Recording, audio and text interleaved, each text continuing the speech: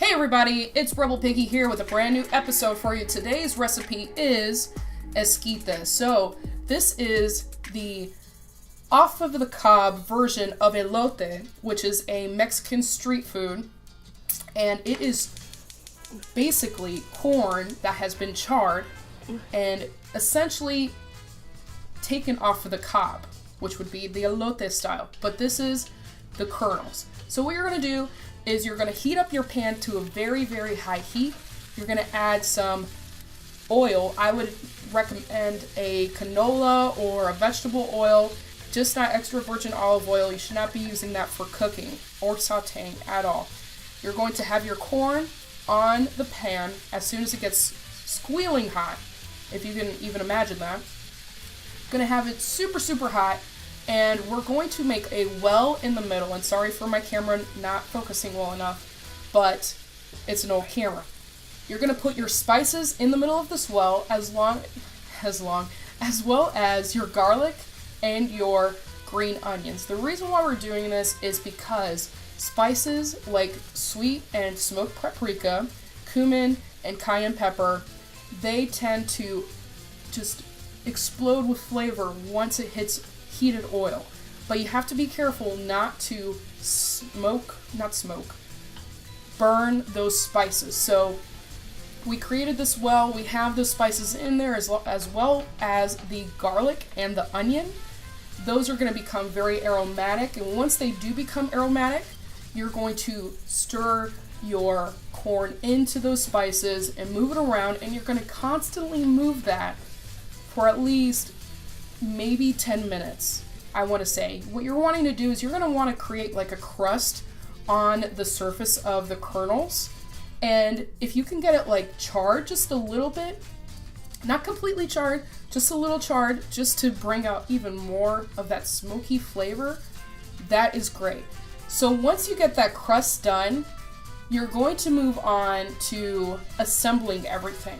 Now, I put cayenne pepper at the end because that was more of a spiciness that I wanted. If you don't want the cayenne pepper, that's fine.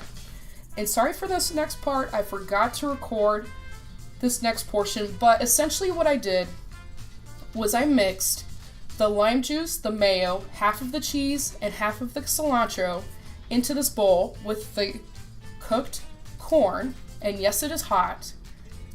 And what you're going to do is you're going to taste your corn. Now, the cotija cheese, which is the cheese we put in this, it is a very salty cheese. Imagine it almost like feta cheese. If you can't seem to find cotija cheese, which I've been able to find at every grocery store so far, you can substitute it with feta cheese. That's completely fine.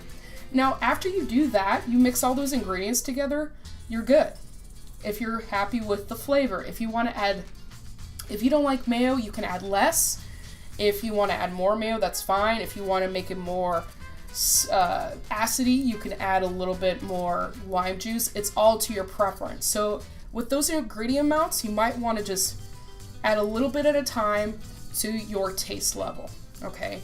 Now you're just making it pretty for the camera so that you guys can be like, oh my gosh, it looks so good. So we're adding our cotija cheese, the rest of it, our cilantro, and we're adding some smoked paprika on top just to make it look really nice. Now, the great thing about this dish, guys, as I've already noted on the video, is that it is great as it is. It doesn't need anything else, but also fantastic with chips because that doesn't hurt. Like corn on corn action, corn tortilla, corn tacos, corn whatever, tortilla chips, whatever. On top, you know how it is. Just mix it together. Just try it out. Even some rice. Put it on some rice. It is fantastic. I made this for a taco bar, and I had the taco meat with the tortillas and some other toppings, and this was one of the toppings that you can put on there. So, if you ever have a party the next time, try this out. It's really easy. I mean, the ingredients are very inexpensive.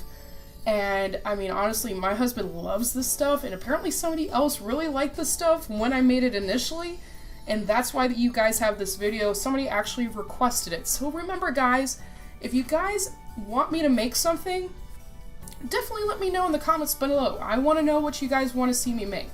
In the next video, I'm actually going to be making some ramen that my brother like fell in love with when he was over here during Thanksgiving. And I know it's been a while, but I'm going to give it to you guys here in the next few days. I promise. So I hope you guys enjoyed this video. Comment, like, and subscribe. And always remember, keep cooking, keep gaming, and keep being yourselves. Bye-bye, and Happy New Year!